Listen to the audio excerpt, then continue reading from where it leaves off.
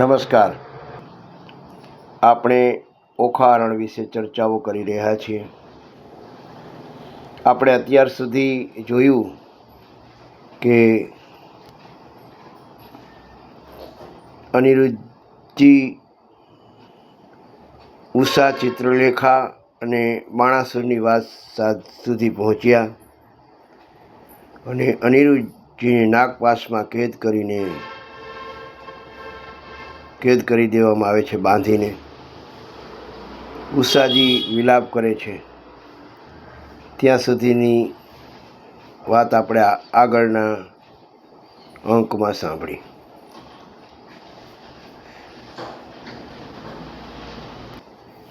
હવે આપણે આગળની વાત શરૂ કરીએ એ પહેલાં આપને એક વિનંતી કે આપ જો આ ચેનલમાં નવા હો તો મારી આ ચેનલને લાઈક કરજો, શેર કરજો અને સબસ્ક્રાઈબ કરજો, જેથી આ પ્રકારના વિવિધ સત્સંગો આપણને સાંભળવા મળે અને બધા સાથે મળીને ચર્ચા કરીએ. બાણાસુરે અનિરુદ્ધને નાગપાશથી બાંધીને કેદખાનામાં નાખી દીધા. અનિરુદ્ધજી શૂરવીર હતા, પરંતુ નાગપાશ શિવજીના આશીર્વાદથી પ્રાપ્ત હતો બાણાસુરને, એટલે એમાંથી છૂટવું ખૂબ મુશ્કેલ હતું, સહેલું નહોતું. ઉષા એટલે કે ઓખા જ્યારે આ વાત જાણે છે ત્યારે ખૂબ રડવા લાગે છે અને કહે છે કે હે પ્રભુ, મારા કારણે મારા સ્વામીને કેદમાં પડ્યા છે, તેના દુઃખનું કારણ હું જ છું. ઉષા રોજ ગુપ્ત રીતે કેદખાનામાં જઈને અનિરુદ્ધને મળતી અને એને સાંત્વના આપતી. હવે કેદમાં અનિરુદ્ધજી વિચારે છે કે હવે માનવ બળથી કાંઈ થશે નહીં, માટે મારે દેવી શક્તિનો આશરો લેવો જોઈએ. ત્યારે અનિરુદ્ધજી આદ્ય શક્તિમાં જગદંબાની સ્તુતિ કરે છે અને મનોમન પ્રાર્થના કરે છે કે હે જગદંબા, તમે તો જગતની શક્તિ છો. હે માં, તમે બાંધેલાને મુક્ત કરો છો, તમે ભક્તોની રક્ષા કરો છો, મને આ બંધનમાંથી મુક્ત કરો. અનિરુદ્ધ ખૂબ ભક્તિથી સ્તુતિ કરે છે. એવા સમયે અનિરુદ્ધની ભક્તિથી દેવી માતાજી પ્રસન્ન થાય છે,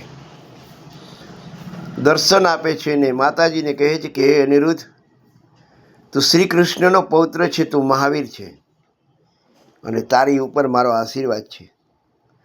તું જલ્દી આ બંધનમાંથી મુક્ત થશે અને તારા માટે સ્વયં શ્રી કૃષ્ણ અહીં આવશે. અને માતાજી તેને વરદાન આપે છે કે તારું નાગપાશનું દુઃખ ઓછું રહેશે, શત્રુઓ તેમને મારી નહીં શકે અને અંતે વિજય શ્રી કૃષ્ણનો થશે.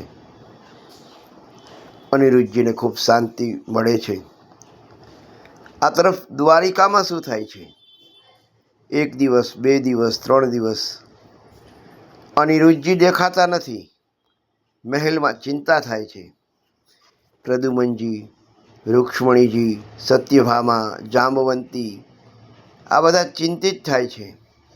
યાદવો કહે છે કે રાજકુમાર ક્યાં ગયા? કોઈ યુદ્ધ, કોઈ અપહરણ, કાંઈ ખબર નથી. સઘળી દ્વારકામાં શોધખોળ થાય છે. મહેલમાં, બાગમાં, સમુદ્ર કિનારે, મિત્રો પાસે, રથશાળામાં, અશ્વશાળામાં, પરંતુ ક્યાંય અનિરુદ્ધજી જડતા નથી અને દ્વારિકામાં ચિંતા અને દુઃખ છવાઈ જાય છે. એવામાં એક દિવસ નારદજી દ્વારિકામાં આવે છે. નારદજી આવે એટલે શ્રી કૃષ્ણ સ્મિત કરે છે. શ્રી કૃષ્ણ જાણતા હતા કે હવે સત્ય બહાર આવશે. શ્રી કૃષ્ણ પૂછે છે કે હે દેવર્ષિ, તમે તો સર્વત્ર ફરો છો, અમારો અનિરુદ્ધ ક્યાં છે? ત્યારે નારદજી કહે છે કે વાહ પ્રભુ, તમારી લીલા અદ્ભુત છે, હું તમને સઘળી વાત કહું. અને નારદજી વાત કહે છે કે બાણાસુરની પુત્રી ઉષાને અનિરુદ્ધજી સ્વપ્નમાં જોયા. ચિત્રલેખાએ ચિત્ર દોરી અનિરુદ્ધને ઓળખ્યા. ચિત્રલેખા યોગ બળથી દ્વારિકા ગઈ અને અનિરુદ્ધને પલંગ સહિત સોણીતપુર લઈ આવી. ઉષા અને અનિરુદ્ધના ગાંધર્વ લગ્ન થયા. બાણાસુરને ખબર પડી. અનિરુદ્ધ અને બાણાસુર વચ્ચે યુદ્ધ થયું અને અંતે બાણાસુરે નાગપાશથી બાંધીને કેદમાં રાખ્યા છે. નારદજી કહે છે કે હે શ્રી કૃષ્ણ, તમારો પૌત્ર અનિરુદ્ધ હાલ શોણિતપુરમાં કેદ છે. આ સાંભળીને યદુવંશમાં ક્રોધ અને દુઃખ બને થાય છે. બલરામજી કહે છે કે યાદવોની વંશ પર હાથ નાખ્યો છે, હવે તો યુદ્ધ થશે. અને પછી શ્રી કૃષ્ણ યુદ્ધ માટે તૈયાર થાય છે. મહાન સેના તૈયાર થાય છે. બલરામજી, પ્રદ્યુમન, સાતકી, યદુવંશના યોદ્ધાઓ, હાથી, ઘોડા, રથ, ધજાઓ, શંખનાદ અને ભગવાન શ્રી કૃષ્ણ ગરુડજી ઉપર આરોહિત થાય છે. ગરુડજી આકાશમાં ઉડે છે. નીચે વિશાળ સેના આગળ વધે છે. શંખ વાગે છે, ઢોલ વાગે છે. યાદવોની સેના શોણિતપુર તરફ પ્રસ્થાન કરે છે. લોકો કહે છે કે હવે મહાયુદ્ધ થશે. સ્વયં શ્રી કૃષ્ણ પોતે આવ્યા છે. બાણાસુરનો ગર્વ તૂટશે. આ રીતે શ્રી કૃષ્ણ શોણિતપુર પહોંચે છે અને યુદ્ધનો આ પ્રારંભ પહેલાં આજની આપણે આ કથાનો સાર જોઈએ. તો આ કથામાં આપણે જોયું કે અનિરુદ્ધ કેદમાં માતાજીની સ્તુતિ કરે છે. માતાજી વરદાન આપે છે. દ્વારિકામાં અનિરુદ્ધની શોધખોળ થાય છે. યાદવોમાં ચિંતા થાય છે અને નારદજી આવે છે. આખી ઘટના કહે છે શ્રી કૃષ્ણ ગરુડજી ઉપર સવાર થઈને શોણિતપુર જાય છે અને હવે આપણે આગળની વાત એટલે કે શ્રી કૃષ્ણ બાણાસુર ભગવાન શિવ વચ્ચેનું એક જે મહાયુદ્ધ થાય છે, જે ખૂબ આધ્યાત્મિક અર્થવાળું છે. આવતીકાલે આપણે ફરી મળશું ત્યારે આ રસપ્રદ કથાને યુદ્ધના વર્ણન સાથે, આધ્યાત્મિક અર્થ સાથે આપણે રજૂ કરશું. તો માણતા રહેજો, મારી આ ચેનલને સાંભળતા રહેજો, સંભળાવતા રહેજો. શ્રી કૃષ્ણ બલરામ બાણાસુરનું મહાયુદ્ધ, ભગવાન શ્રી કૃષ્ણ અને શિવ સામે સામે આવવાના છે.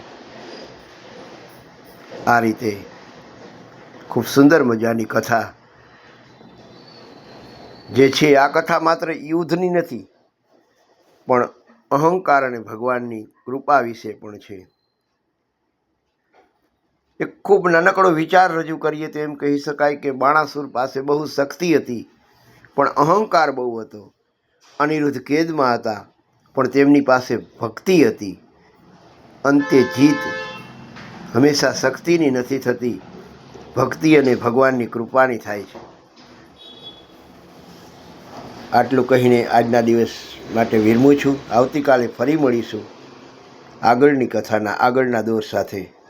તો ત્યાં સુધી ભગવાન શ્રી રામ આપ સર્વનું કલ્યાણ કરે. જય શ્રી કૃષ્ણ.